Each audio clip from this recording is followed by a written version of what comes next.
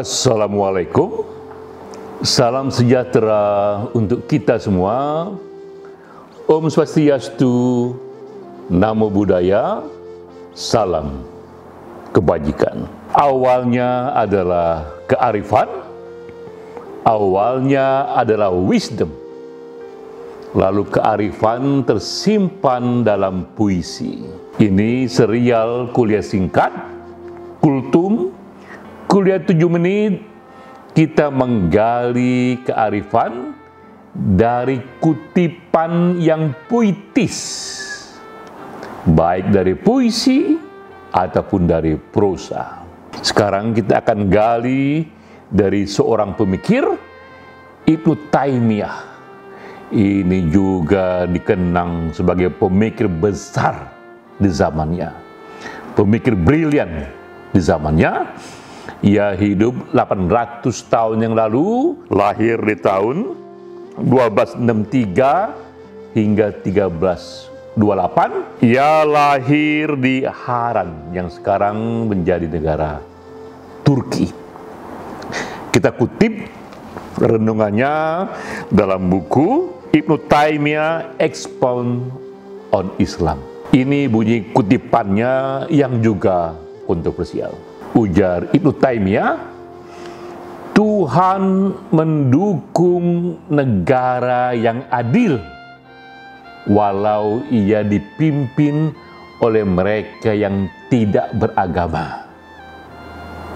Dan Tuhan tidak mendukung negara yang zalim walau ia dipimpin oleh seorang tokoh agama.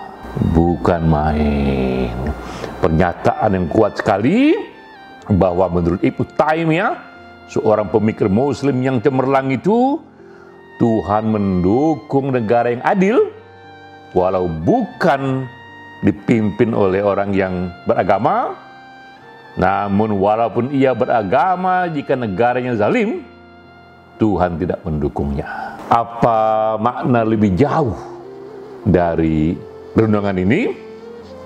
Kita kisahkan dulu riwayat singkat Ibnu Taimiyah, karena acap kali renungan itu hanyalah endapan batin dari perjalanan sang pemikir.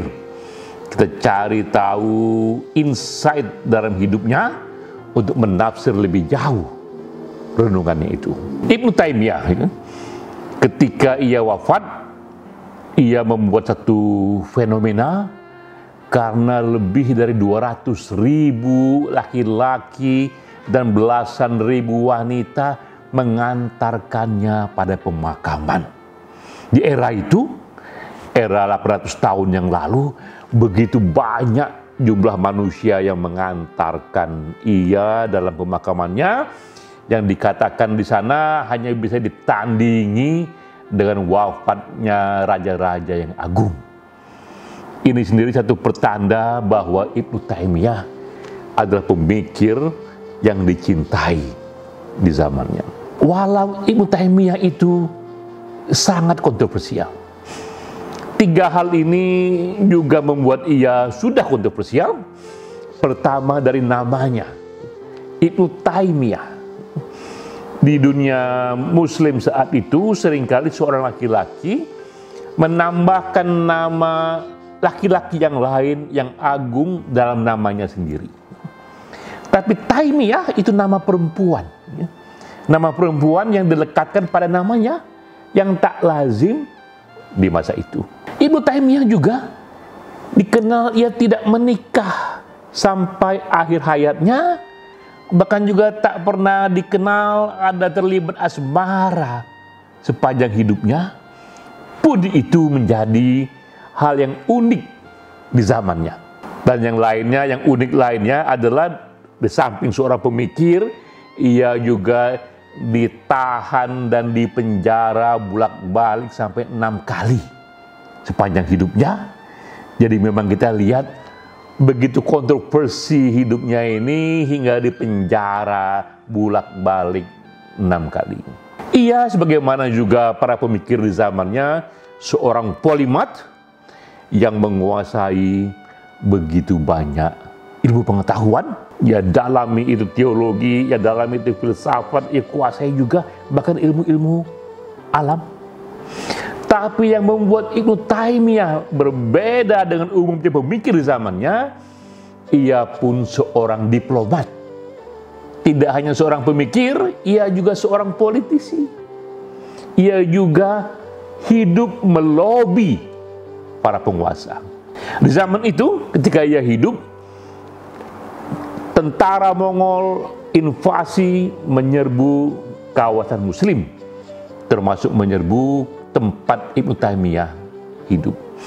Ia pun diutus untuk melobi sang raja bernama Ghazan Khan. Ia penguasa Mongol, tapi saat itu ia sudah beragama Muslim. Jadi karena Mongol hidup di sana bergenerasi, generasi yang Ghazan Khan sudah beragama Muslim. Ibnu Taimiyah datang menghadap. Dengan lantang ia berani berkata, "Wahai penguasa, mengapa dirimu menyerbu kami sesama negara Muslim? Bukankah Anda sendiri seorang Muslim? Dalam tentara Anda begitu banyaknya para ulama, begitu banyaknya cerdik pandai yang mengerti agama, tapi mengapa Anda yang Muslim menyerbu kami yang Muslim? Padahal kakek Anda, buyut Anda yang waktu itu belum Muslim, lebih adil dari Anda, tidak menyerbu kami." Begitu berani ia katakan itu, dan itu pula awal dari lahirnya renungan Ibnu Taimiyah yang mengatakan bahwa mereka penguasa yang Muslim sekalipun, jika ia memimpin negara yang tak adil, maka Tuhan tidak mendukung mereka. Tapi mereka yang bukan beragama, tidak beragama, bukan Muslim, tapi memimpin negara yang adil, Tuhan mendukung mereka. Itulah renungan yang keras sekali, yang kontroversial sekali dari Ibnu Taimiyah. Apa hikmah renungan itu di masa kini? Kita lihat betapa Ibnu Taimiyah lebih mementingkan esensi dari formalitas. Bukan jubah yang penting, tapi perilaku yang konkret yang penting. Apa yang konkret itu? Perilaku yang adil. Itulah yang paling konkret, itulah yang paling nyata, bukan jubah agamanya. Apakah itu agamanya Islam, Kristen, Hindu, Buddha? Bukan itu yang penting. Yang penting apakah perilakunya, perilaku yang agamis, yang dianjurkan oleh agama. Itu yang penting, itu esensinya. Lalu, hiduplah sekarang ini seorang ilmuwan bernama Hussein Askari. Ini ilmuwan dari Iran, sama seperti Ibnu Taimiyah, ia pun mencoba merumuskan esensi Islami, esensi ajaran yang diagungkan dalam Quran, dan ia buatkan indeksnya. Jadilah itu bernama Islamicity Index. Ini indeks yang mengagungkan esensi atau nilai-nilai yang dianjurkan dalam Quran. Termasuk di sana yang dinilai hal-hal yang terukur, keadilan ekonomi, pemerintahan yang bersih, perlindungan kepada hak asasi manusia, kepada peragaman.